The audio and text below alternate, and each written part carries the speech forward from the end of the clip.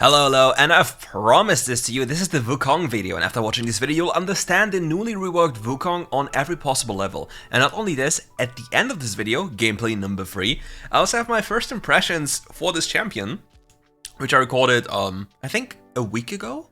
Oh, no, I think a little bit longer ago. I think it was like, I didn't even realize it was already out, because I was checking like for Chinese replays, and then yeah, I found it. And yeah, as per usual, check out the description below to see the channels where I get these gameplays from. Subscribe to them, subscribe to me, and like the video. And then you get more of this kind of stuff every single day with some nice commentary on the side. So let's start with the jungle clear. We have our third ability, start on the jungle camp, getting some attack speed and kiting the camp towards the next camp. Even having the next camp, like the red buff, so close to the leash range, so you just save some extra time. And you might be seeing, why is he popping this plant? With this plant, you'll allow yourself to see the enemy blue buff, which means he now has information on the enemy jungle clear. So with this in mind, he can actually adjust towards anything that could potentially happen, because the enemy jungle is apparently pathing for an early gank towards mid or top lane. Like in this instance, like his duo lane. Ooh, he spotted a situation. Went for a little cheeky play here. Certainly popping the sweeper now. Ooh, this will be an easy double kill. The dual lane is not ready for this. Flashes away, flashes after. Will it be enough damage? He needs to be really careful. The clone is running away. The clone is dashing. Look at the animated emote, the Doge. Looks so adorable. Nice little play. His mid lane is also helping, and he's running Hex Flash. So take a look at the bottom left runes. Very interesting, but why say collector? People who know me, like, specifically know that I'm a very big collector hater, but well, it's WildRift in 2024, so why the hell not? I'm just joking, don't build collector unless you're, I think playing Nyla with sudden impact, and I think that's kind of it. You can maybe argue for Samira, but not really, but yeah. Anyways, Wukong with this new current build, or like this new kind of rework, is changed, right? If you hit an enemy champion with an auto attack or basic ability, you will gain life regen based on your maximum HP, as well as armor. So you kind of get tanky, but the biggest trait that the older Wukong had, like the lifesteal. Ooh, nice play here, jumping over the wall, going for the big play. No one escapes the hack slash Giga Gamer. And yeah, like the identity of Wukong basically has changed. Now the Wukong is more like an assassin, whereas the Hyper Bruiser version is not really that powerful anymore. But if you look at this build here, I just think if you have like, what is it, 350 health from Black Cleaver, 250 from Trinity Force, why not just go for Sterex instead of going for Collector? I mean, to be fair, he will have 50% crit chance. And then again, you can make the argument, why not just go for Infinity Edge if you want to flip a crit? Because you don't even have a sudden impact because he's running Hex Flash. And it's kind of weird, to be fair, that he runs Brutal in a jungle setup, but yeah, I guess. I mean, it's still WildRift, most of this just works. Oh, we see a rotation on the bottom side, well, at the top side of the map, and the Jace is just running over Vision, and this play still works out. WildRift, ladies and gentlemen. And now we see a top laner getting ganked. Like, the set is on the move. We used this, but it doesn't even matter. Getting close enough, the Ornn is just too chunky, and we just safely collect this kill. Very powerful here already. Ornn is pressing the recall button, even though the wave was like like this Wukong just saved the Ornn so much trouble, because he actually tanked the wave for him. What a nice Monkey King. Who would ever do this? Like, be honest, let me know in the comments below. Have you ever seen this happening from your teammates? Ooh, Diana going close here. Has to flash over, but has the Hack Flash, so it doesn't matter. Sees the Shock Blood from the Jace from the left, and the Lux is here as well. Ornn jumps over the wall, being very angry, spitting some fire into Lux's face, and yeah, just walks after her, looking menacingly. Ooh, this will be a very big play here. We do not really want to partake in that one. Ornn also gave us the crafting right now. With this, we can actually, we are not forced to reset, because we can just buy our item on the go. Picking up the honey fruit, looking for another opportunity, having so many camps available, and the Ornn is just so chunky, he just doesn't give a damn and will finally fall to the set. Being ignited and everything, this will mean that this Ornn will not be there on Herald Spawn, forcing the Wukong to most likely go for an objective trade. And that's certainly not something you generally want to do. And getting a dragon is really not something that is like so powerful. Luckily, he has the own passive, getting such a big power spike by just chilling here. Now he has to wait. He has to wait for somebody to show before he can do anything. That's why he's waiting. In case you're not aware, like, he was just waiting so he gets more information and people to come, rather than just starting and getting collapsed on. He also has proper information that nobody is on the Herald right now. So the enemy basically messed up big time. Like, absolutely big time. Oh my god, never mind, they were trapping for the Kong. I don't necessarily know why they went for this play, but if you want to, like, analyze the situation, like, if you don't see the Diana, where should she be? Like, she must be somewhere. Because she's not on Herald and she wasn't on Dragon, so somewhere she must be. And therefore, by the process of eliminating like these bits of information, like what can be and what can't be, he could have like basically assumed that she's waiting for him. But that's something that requires a lot of awareness, and you have to be very attentive with the information, like, and be processing it very fast. Stealing this Herald is going to be so difficult, but theoretically speaking, you can just jump off the wall and hack flash out, worst case. Then jumping into his face, he has a lot of damage, pops the clone, goes in for another play, gets a lot of damage by the Lux, support champion, by the way, Omega Lul. And yeah, the set is dealing so much damage. He tried to just hack flash for fun, but the set wouldn't use his second ability and then use his second ability and flash into his face. He just got outplayed. Now this Herald fight will be an absolute disaster. They have no smite, like Diana has smite available, so they have no smite on their side, but Diana has to back off. And the enemy Ezreal is getting billions in investment banking up there on this tower. So it's the worst of both worlds currently happening. You really do not want this to happen. Wukong now on the move back again to the Herald. The entirety of the team move there was an absolute skirmish down there, and the Herald still hasn't fallen. They were able to defend this. Oh, we see a stealth situation. We have flash available. It's too far away now. And the Herald is still being leashed, by the way. Now this Wukong had enough. He's finally just finishing up this crustacean inhabitant. And he has to walk mid lane to pop the Herald. He has to, because it's so close to the Herald disappearing. Look at the damage of his first ability. Oh, will it be enough? No way. Oh my god, 1 second left before platings fell. So he got some juicy pocket change into his, well... does Wukong even have bags? I don't know. Anyway, he got some potassium injection with the banana fee. He just basically forced upon the enemy. Now we are back to farming. What a gamer. The set is also starting to look very juicy down there if he commits for a play, but he's not even taking a look at him. Really not giving a single damn. The tower will also fall very soon to the set. And now the Jace is rotating down there, and the set is low HP, but the support, the Nami, is also looking for a potential play. But now she just why is the Nami walking away? Why do you need to escort your AD carry instead of being there for your Ornn already? There was nobody, like, you needed to escort him for, and now the Nami just nearly died, as you see. Like, now we don't see what's happening down there. It would be so nice to see. We only see the HP whilst jumping, and I'm very disappointed by the fish stick to not just go there. Stealthing in here, looking for a flash play, going after the Ezreal, no escape, and now the Diana will also fall to the Mr. Kong, getting absolutely obliterated. There was just no chance of survival for the Moon Lady.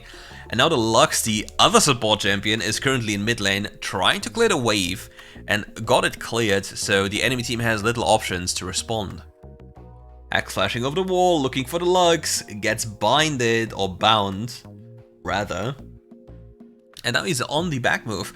On the flip side though, if you want to talk about dragons, in this game we have the option for an Infernal Soul. With the first dragon already being taken by the Kong, he might also get into the spot of getting this Infernal Soul. And yeah, this Jace is just dead meat. You are just gone good. So this tower shot is giga stacked. Look at the damage he just suffered. You get absolutely owned by that one. If you know Tatsu, if you're watching this video, anyone that watches Tatsu, this was a perfect Tatsu moment. The Ezreal ultimate flying there to get him killed. If this was Tatsu, he would have died to this. Mark my words. That would have been a Tatsu lore moment. Diana wasted ultimate, goes in now. Nice ultimate by the Wukong. So much damage onto the set, dies instantly. Now Lux is on a run here, but she will never escape the Kong. Waiting for the next dash in 2, 1, and you're gone. The thumbs up emote coming in clutch. Looking for the Ezreal, sending in the clone, popping away the orange, saying, nope, you ain't coming in this pit, good sir.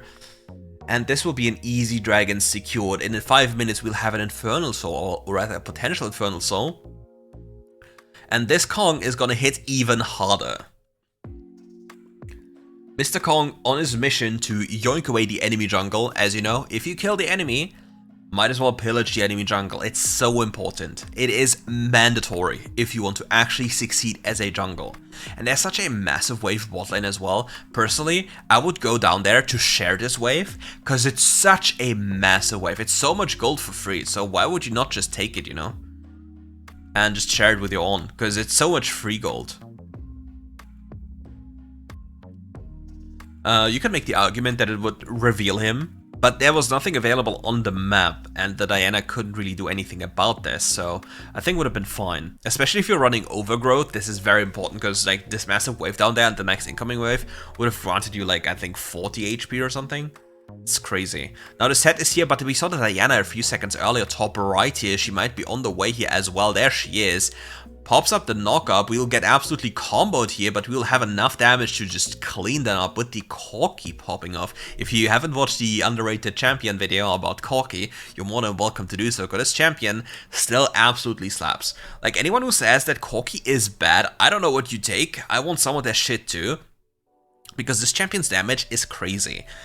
Yes, you can say, but you don't have Void Stuff anymore, but you didn't really build Void Stuff before, because you'd have more damage building more AD than building Void Stuff, which is so funny. However, I must say, with Force of Nature in the game, this item is an absolute nightmare for the Corki, so keep that in mind. And if you have a full magical damage composition, do not pick Corki. But if you're like a solo magical damage dealer, Corki is like a blessing, an absolute master champion to just completely destroy your position. And his team is currently having so much fun running around and just gunning them down. And here he's going for the Baron, denying the Baron buff being applied to him by popping the clone that tanked for a long time. Now he's just doing Baron. Somebody will eventually come. I've seen this situation 90 times every single day when I play this game or played this game, and nobody wants to do Nash, and Nash is already close to 30% HP, and his team finally realizes, hey brother, there's a purple woman, might as well just kill the purple woman and win the game. But, well, that would be too easy. But we never do this, because having easy games sucks. Massive wave on the other side of the map, but he's a hungry fruitarian, just consuming these honey fruit around the map. Massive wave there, maybe even a potential croc camp. This will also be devoured while his team is playing ARAM. However, the Lucian at least played the sideline, if I'm not mistaken, if I didn't look at the wrong timer. He at least went to the sideline, just push up the sideline. He will do so as well, a little bit delayed because he didn't pay attention to the next wave. Because what you can do, you can just look at your own waves on the minimap, and because they're always going to be mirrored with the enemy waves, like the respawning waves, you can always assess where the enemy wave is, just due to your location of your wave. The triangulation of the wave. If you're a captain of a ship, you should know about this. And his team is starting a random fight as well with diving up there, even though there's nothing happening. It's the classic League of Legends scenario where you just have these things happening. Hops over the wall with a stealth, looks for a play here, gets the set, gets 200 gold into his pocket. Waits probably for another stealth turn here.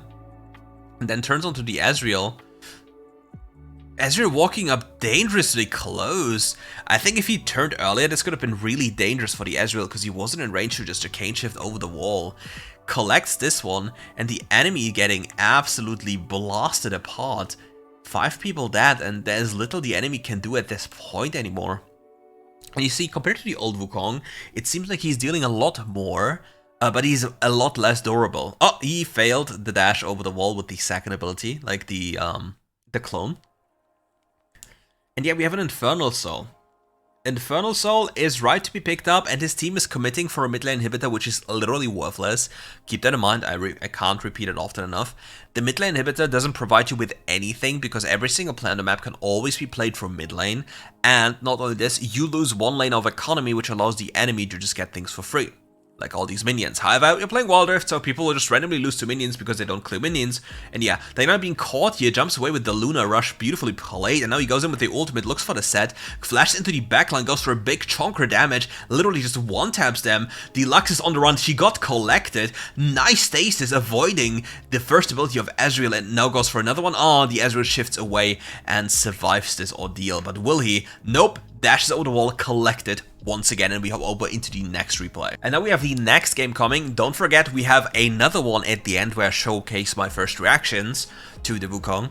And yeah, you'll be very surprised. Again, it's the collector build and the Hack Splash version, so you're gonna be very much in for some fun. And the enemy team is playing Urgot, the Crab God, and we are playing Twitch Yumster against Vayne Lulu. So yeah, I think Twitch should technically lose this one, and as per usual, check them out in the description below, like the channel, and don't forget to hit the bell to get notified when I upload things. I'm still just hoping, I'm just using these like jungle clear timers here to just rant about something, like, you know, in Germany, like, you know how terrible my internet is, even though I live in Germany, so you might assume I have crazy good internet. But if I use my phone, I have better internet than if I use my normal router. It's crazy. And it still takes ages for fiber to be laid down here because of how slow like companies work. It's crazy. But on the bright side, once the fiber has been sorted, you can expect more uploads, because I will not be handicapped by my own upload doing things, because, well, if I upload things, I'll be absolutely stuck with the upload, so I can't really do anything else in the online world. At least goes for a cheesy gank up there. Probably like a 4-camp clear, like even just 3-camp. But the Lee Sin has to be really careful. He's walking into the Wukong, looks for a play here, dashes into the face, pops the clone over the wall, looks at the Lulu, flashes over the Lulu, hits her, instantly pops her, but now he has to be really careful. Gets the kill, but the Lee Sin still has flashed the red, but will it be enough? No way! It's a tragedy. But the Twitch goes and kills the Vayne. Damn. But you see, like, this version of Wukong deals an interesting amount on the first ability. And yeah, the Lee Sin just survived the play on the top side of the map, so where will he go? He doesn't have cams on this side, so he just goes onto the other side, and the Volibear just didn't really care and died as a consequence. And many people would just yell, "It's jungle div, bro." No, you were just blind. You were too occupied looking at your own lane that you failed to understand that Lee Sin just dove the other side of the map, survived with 1 HP, recalled, and walked into your lane while you were under the enemy's tower. And there's more wards here than I've ever seen in one game. Like, if you had zombie ward in this game, you would actually have gigastonks collecting all these wards. Corki's actually freezing the mid-wave, no shot. This bro is cooking. And with Hack Slash, he could have just Hack Slash over into the Tri-Brush behind the enemy team and look for a play. Lee Sin's mid lane, dashes onto the Yasuo, instantly kills the Yasuo. The Lee Sin is on the run right now, but he will never escape. Double kill to the pockets of the hungry potassium ninja, Mr. Wukong. Meanwhile, the Yuumi and the Vayne lane is getting, the Yuumi and the Twitch lane is getting absolutely bashed into their faces. Now we go for a dive up here. We have this Volibear, super chunky, tanks the tower at the edge, something you should always keep in mind and always try to do. Let's say you go for a dive, and you are a range champion, and you can deal damage from range. You allow your melee champion to walk up, you take turret aggro, and you just walk to the edge of the tower, so you can just walk out once it's too dangerous, allowing your melee teammates or your damage dealing teammates to deal as much damage as possible without having to fear the potential danger of dying to the tower, because once the stacked up turret shot hits you, you'll quickly realize that you just got slapped into your face.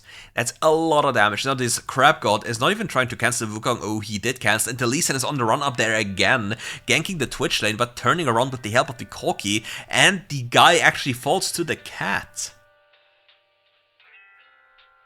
It is a rough angle for the blind monk this game. He has been trying to gank 24/7. Bro got counter gank and absolutely destroyed. You got a 4 and 1 ape. He's gonna be so massive, if you mess with him, he's gonna just one-tap you. But to be fair, the enemy is a Lee Sin, so you might as well just one-tap you as well, and just one-tap each other. However, maybe the Lee Sin is a little bit rusty and doesn't use his third ability to deny the clone, because you just gain vision, because you reveal people, and just kicks the clone into the face, just into Narnia, and then the Lee Sin will not have damage anymore. Lee Sin has Serrated Dirk, and Gluttonous, and we have now Yuma's Ghostblade and Gluttonous. We are gonna pop off so hard you have no idea. But to be fair, maybe just completing the Trinity Force would have been better since he had the gold. If you think it's gonna be longer fights. Herald being started up by the enemy team, Wukong not in any position to do anything about this. The enemy bot lane is fighting his bot lane, and he has to go away with the consolation prize of the dragon. However, the Twitch is gunning down the Lulu and the Vayne, double kill into the hands of the Twitchers, which I assume is completely being carried by the youngster, because you know Yumi, a very cool champion. Now, as the play is happening mid lane, he can't really do anything about the play mid lane anymore, so he tries to go for another play and tries to do something in return. Rather than returning to his own jungle camps, he goes for something proactive, which has taken away the bot lane tower since he just killed the bot lane, or rather the Twitch killed the bot lane, and he's even pillaging the enemy jungle camps. You never want to give the enemy anything for free, because it's just how it goes. And the enemy is not even paying attention to this possibility and just one-taps the Vayne, and this will also lead to another death of the Lulu as a chain reaction. Now, as a consequence, he can just waltz around, pick up everything. His Twitch will be allowed to deal some damage to the tower, but needs to be really careful to not stay too long. If the Lee Sin appears and kicks the Twitch into the face, the Yasuo can just instantly ult, and that'll be an instant kill. So if the Yasuo, he just flashed over, like he just flashed E'd into the Twitch and the Twitch just walks away. What is this Yasuo doing? You're good, my sir. Yasuo now being a little bit angry into Lee Sin, now return to the red buff, because we've seen that the red buff, when we were there, wasn't respawned yet, and as we disappeared, over time the icon on the minimap reappeared, therefore the red buff is there again, meaning we know where Lee Sin will go after he was visible for a brief moment without red buff as well.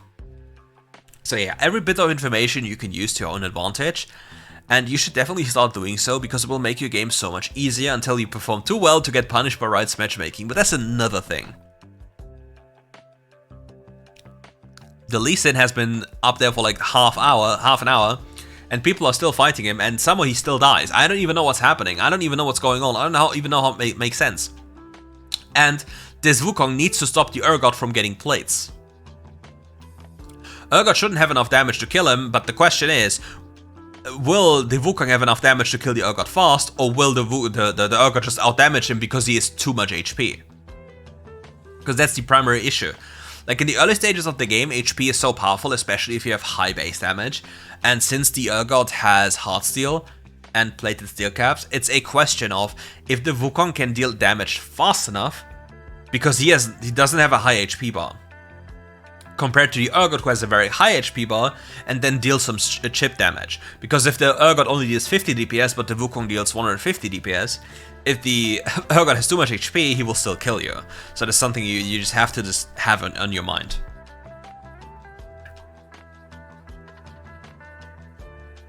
And now he's looking for the Yasuo, walking around the map, being 6 and 1 again. Will certainly just beat up the Yasuo, there's no hope for the guy. Look at the damage popping in. Is this Yasuo tanky enough? But Charge Blade is so cringe, no? Like, also the fact, like, in case you didn't know, if Yasuo ults you, his crit attacks gain armor pen. Which means, if he has Solar Charge Blade and can crit, he will deal quite a lot of damage to you after he ults. Vayne running in like an absolute mad lad with a Lulu on her tail. Brother, I know Vayne sucks, but he's just really trying to make it even worse. He's trying to like grasp for straws to just make something happen, and it's just not working out. However, you have to keep in mind, it's still a Lulu Vayne that can potentially do something. However, against a Twitch Wukong Corki with a Yumi, it's going to be very, very difficult. Alas, Mr. Lee Sin finds the kick of the century in the combination with Yasuo. Then you're gonna get absolutely bonked. Oh, he's on the hunt! Lee Sin, oh no, this little cringe fairy thing. It needs to disappear. I hate it. There's no reason this should be in the game. It should be removed, or it should grant you like 100 or 200 gold. It is so annoying. And people say, yeah, but it's a comeback mechanic. My friends, WildRift in its form doesn't need comeback mechanics. The way the game has developed, you truly do not need comeback mechanics there, and it's in fact nowadays a disadvantage to get ahead. Because if you get killed while your team is running it down, which happens most of the time, if you are the person carrying, then you just lose. And because of Nexus Shields, it's so difficult to end games. I'd rather prefer one-sided sweeps because of these mistakes and learn from them, rather than being there and sit there, being forced to not do anything because I physically can't. Because if I do something which I know is the right play, nobody backs me up, I'll get killed because I'm so much gold, and then I will just lose because then my teammates have a nice idea of running it down because of how matchmaking works. Yeah. By the way, you should watch Broken Support's video about matchmaking. He's also very upset about it, for good reason. Nice play going in, nice package here, nice ultimate also going in as well here. No escape for the Crab God, but the clone gets Yasuo knocked up and the Lee Sin is on the run, flashed into his face and just one-taps that guy. Now his team is on the run, the Vayne Lulu still alive, finds the Lulu, kills the Lulu, has to turn around. The Vayne deals so much damage with the Lulu on top. He will certainly fall here, and the 1k into the hands of the Yasuo. For the entirety of the fight, the Vayne was not touched. Which is a big issue, right? If the Vayne isn't touched and you have, like, look at all these champions. Yasuo completely useless, Lee Sin completely useless, and Urgot also completely useless, just meat shields. And the Vayne is so fed with a Lulu, just completely obliterating your backline. That is so scary when that happens, and that's one of the only ways you can actually lose the game. And you never want this to happen. However, we have the Yuumi and the Twitches on the move here, so you never know what will happen next.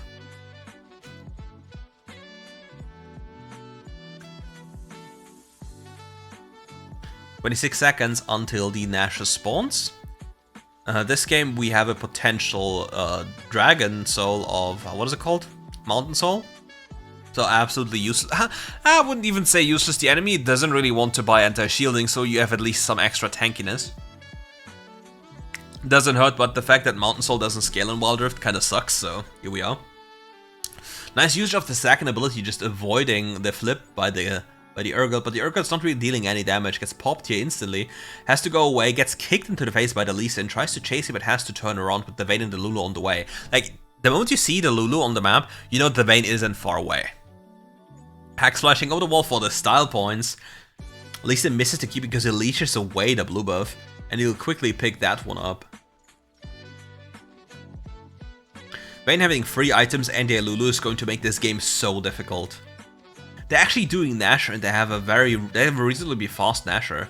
Oh, it's all under the Wukong and his stealing potential. Does he have enough damage? Goes in with the stealth. The Vayne gets it. It's just so sad. No. And somebody even disconnected on his team, bro. How is this possible? Vayne is just trying to just play like Gosu, going forth and back and just absolutely obliterating people. If he got that Nashor, it was so close. If he gets the Nashor, everything is fine. The enemy team is just completely donezo. I think it's such a massive flip to go for that Nashor by the enemy team. It's not secure. Like, and I don't think they were in a position where they had to. Lee Sin dashing in gets absolutely blown up. He has to flash away, still dies. Now the enemy Yasuo's in a very bad position as well. And everyone died for no reason. Why did everyone just die? What the hell even happened? How does this game turn from, we just got Nashor, we're winning bros, to, we just got all killed. Whoops. How does this happen? All they had to do was siege. Well, quote-unquote siege with what champions? Because they get absolutely poked out. To be fair, sieging this game is probably a little bit difficult. They just have to play and hope to go through sides. But yeah, it requires team coordination. If there's no team coordination, you see these things happening. Just absolute deathmatch material. And he picks up the Collector. He's had enough. He wants to make sure that he's gonna collect the enemy. Doesn't even wait for another 20 gold to pick up his longsword.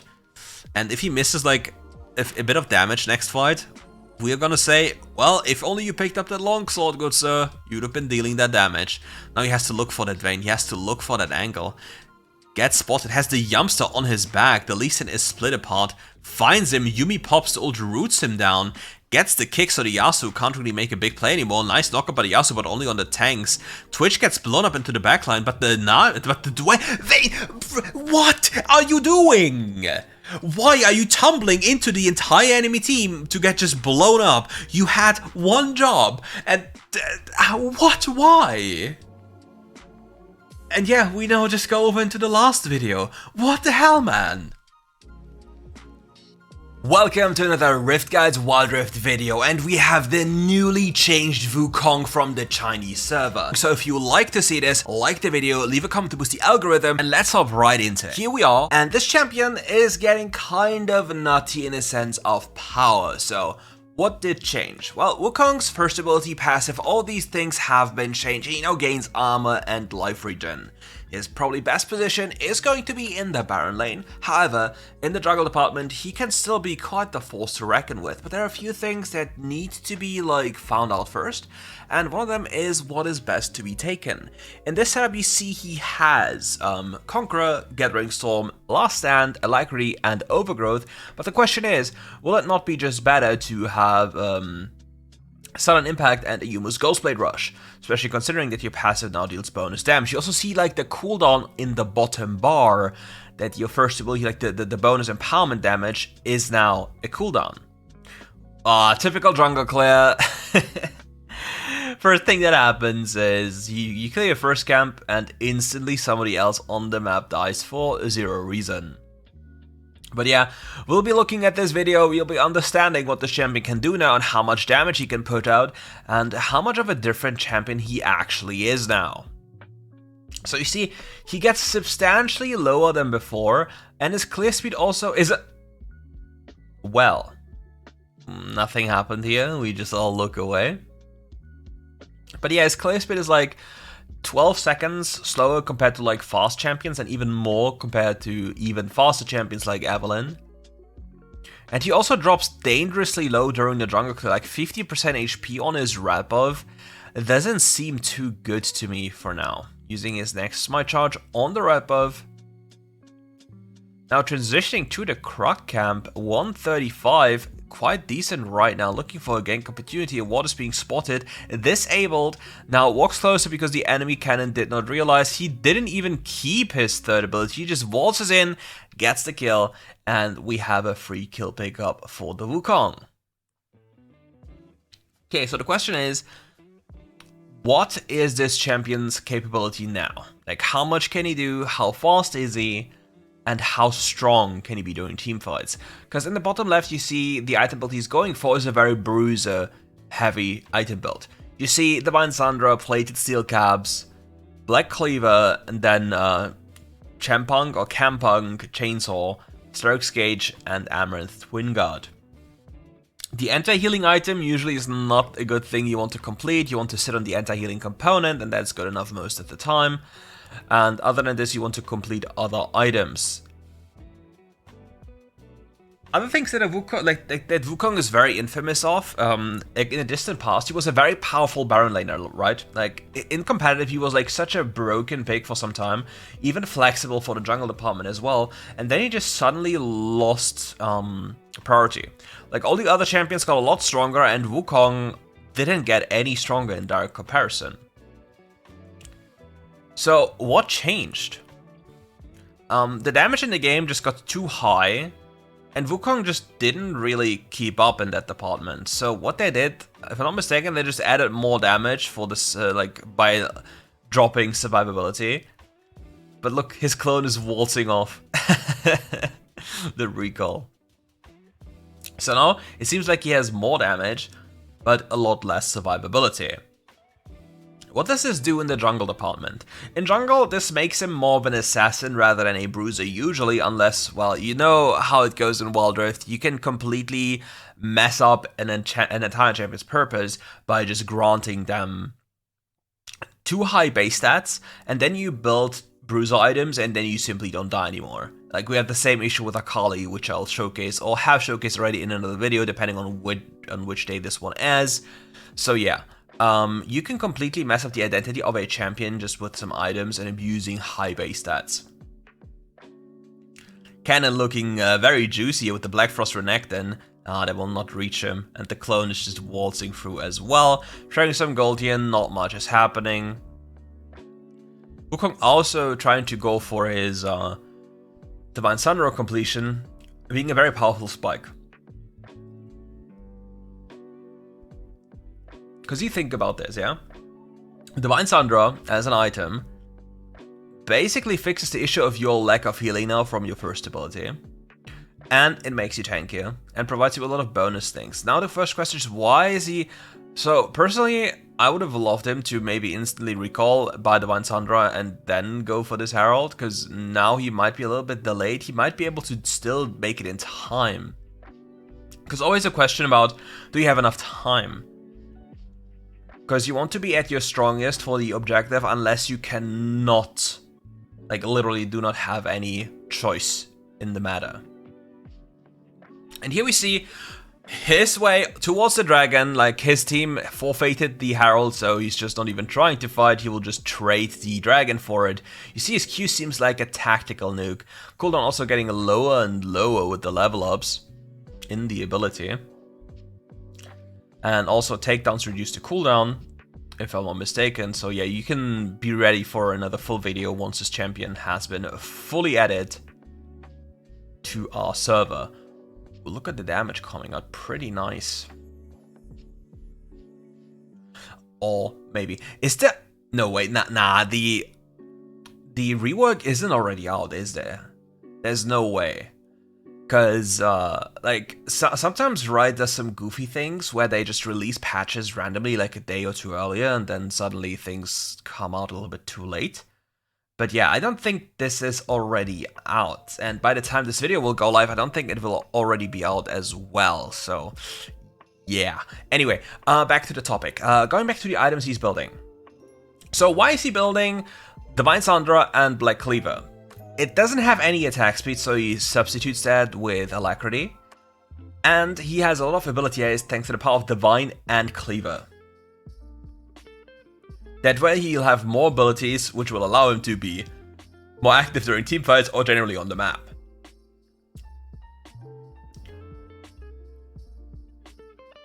But I really want to see like a big fighting scenario where he just beats up the opposition. And we see like the maximum damage potential of this champion. Because so far, he has only gotten things that are rather free. Utilizing the Colonia, quick little nice gimmick to get some extra tower damage here. Pretty cool. Sending your clone in to just tank the tower for you, allowing your team to get these advantages a little bit earlier. In the sense of pushing towers while plates are still active. Trading back the plates lost through Herald overall on the map. Also, the crab now being available. Looking for another fight here. Decent damage onto this crab. But it seems more like it's like a one-shot kind of thing. Like you have big damage every once in a while, and then it's just nothing is happening.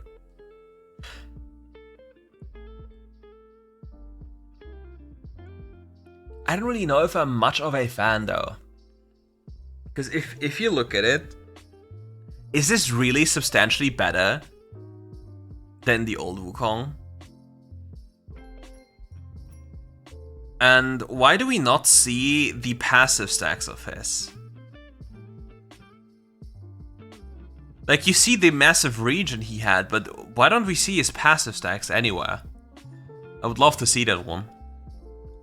And I'm curious if they'll adjust the passive as well to make it more powerful, or if they think it's too powerful. Bro has no boots after 2 completed items because he just happened to complete full items. Kind of a rough angle if you ask me.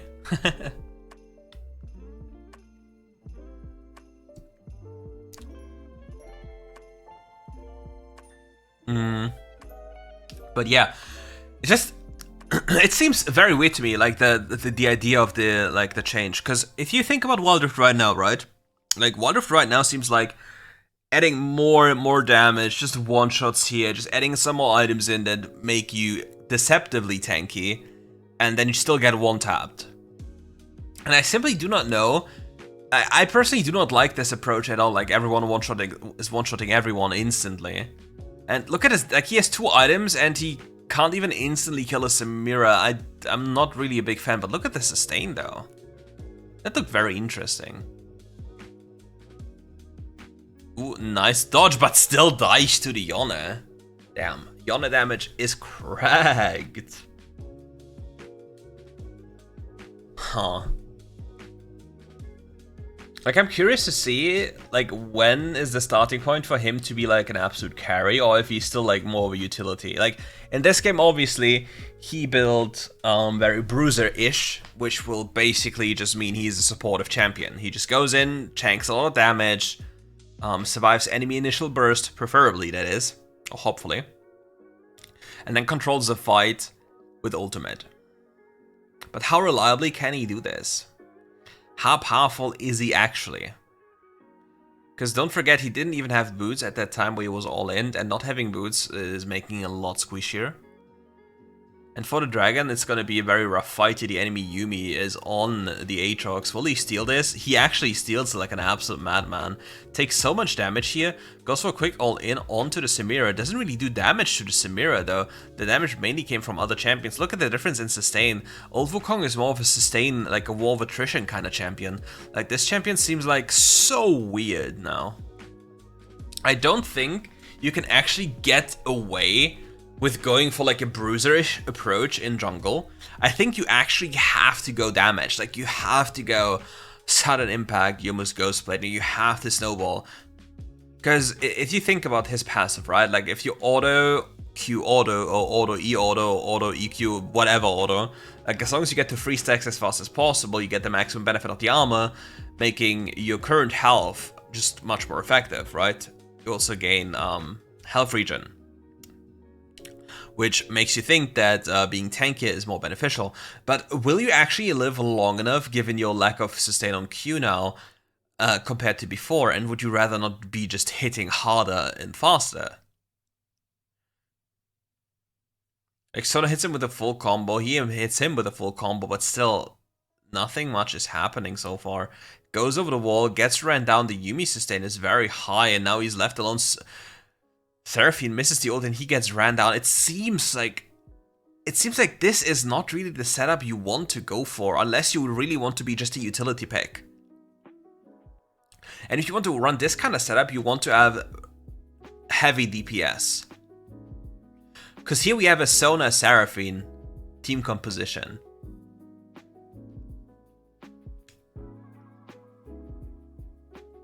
The old pro games, when you picked Sona Seraphine in the past, the depression that was visible on the enemies' faces because nothing happened.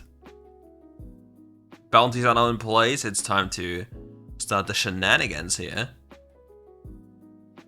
But it seems so, like, he's going now for the mid lane, picking up some lovely CS now, looking for another opportunity on the map, but he can only realistically farm his jungle camps that are still available to him, and has to hope he's not being contested on these. Now looking for an opportunity up there, charges the Gromp, looks for an all-in on the Aatrox, the CC combo is coming in. His clone, like, okay, that is funny. That he can send out his clone to Narnia, and the clone is like spinning, that is funny. That is indeed funny. Especially if you can control it in a way where you can direct the team fight, like you send it into the back line. And therefore the enemy is forced to retreat or take even more damage. 30-minute Baron, very weak of an objective, dies very fast. The cannon was still alive though, and the Yone as well. They might go for a flank play, given the fact that the enemy's respawning soon with potential teleports. So I need to be careful. Yone now above them comes in with the Unleashed. Cannon over the wall, flashes over, pops the ultimate, 130 HP smite, very close call here. Cannon falls to the Sona, 250 gold into the pocket, and now he becomes even tankier. As I said earlier, he's apparently just picked up the anti-healing and then went for another item, which is way better. Because you only want the benefits of the anti-healing for 800 gold rather than to spend like the 3k or something, or a little bit less, for like a fully completed anti-healing item. Because the benefits you gain is like only 10% more or more powerful anti-healing, and the benefits of another item, like for example Starax, are way bigger than compared to the Kempunk Chainsaw.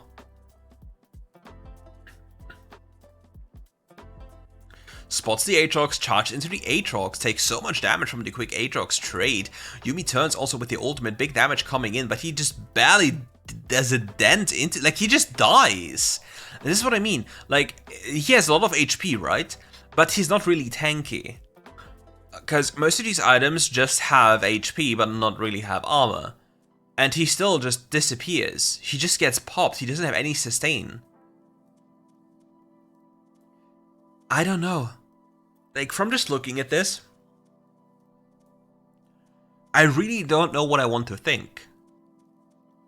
Because I think, if I'm not mistaken, the jungle clear might be a little bit faster, but you're more unhealthy. And it's more about a snowball champion. Like, Wukong played before was already kind of a snowball champion that fell off outside of, like, crowd control and team fights or setting up teammates. But this version right here, like, you see, he gained armor as well from his passive. He had it fully stacked, also the regeneration passive, but he just was blown up. Just didn't matter at all. And he doesn't really have a low HP pool. And this will be the third dragon, by the way. This will be an Infernal Soul, which is kind of big for the Seraphine team. Aatrox on the runaway with the Yumi on his back. Look at how much damage he takes. There's just too much damage in this game. Like, you can't tell me with a straight face that there's not too much damage in this game. And I really dislike this. Like, let me know what you kind of think. Because the more damage you add, the more flippy you make a game become. Because it's just press random buttons, smash all your buttons, what's strategy again? And then you can just play deathmatch because you can't or often struggle to end the game at 12 minutes or earlier or slightly after is because Baron Nashor doesn't really do anything or not too much at this point due to Next Shield being a thing. Look at the twins just dash in. Whoop! Typical jungle thing, taking care of side waves, making sure they don't stack up too much.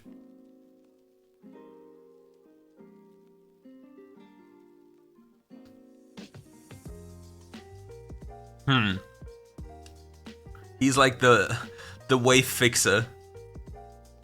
Wave fixer 000. His team is being all in on the side lane, like they are all victims for the Aatrox.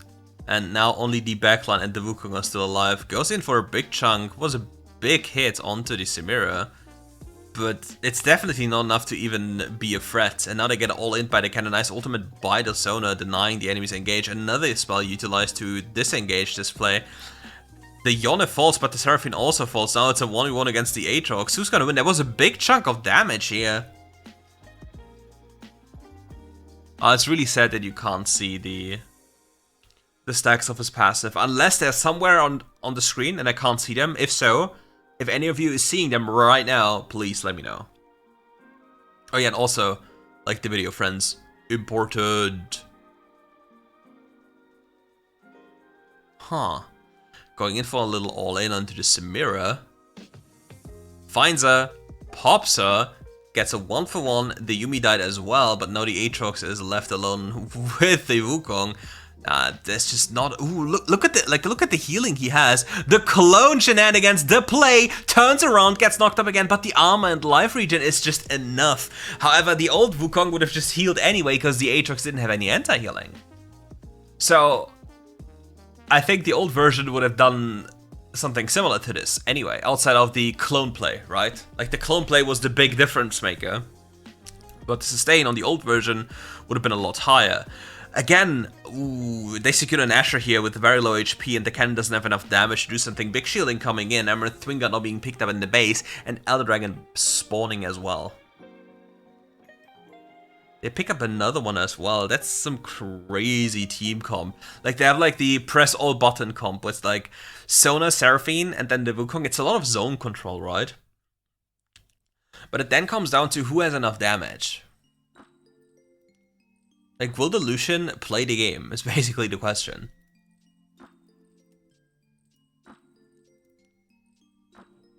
But if the Seraphine hits a big ult, it's going to be so over.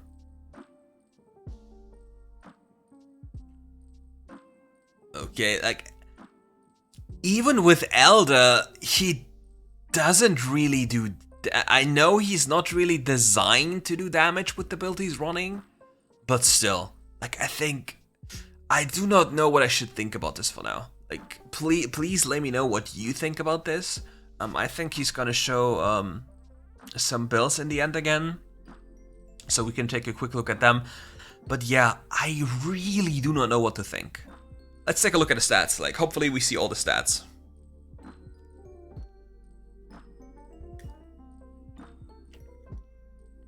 I mean, the skin is cool as hell. He dealt a lot of damage, yeah? But it looks so weird.